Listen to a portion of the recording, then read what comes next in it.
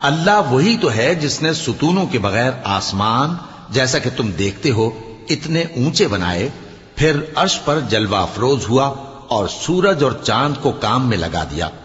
ہر ایک میعاد معین تک گردش کر رہا ہے،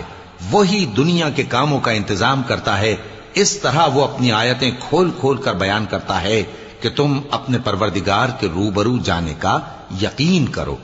اور وہی ہے جس نے زمین کو پھیلایا اور اس میں پہاڑ اور دریا پیدا کیے اور ہر طرح کے میووں کی دو دو قسمیں بنائیں۔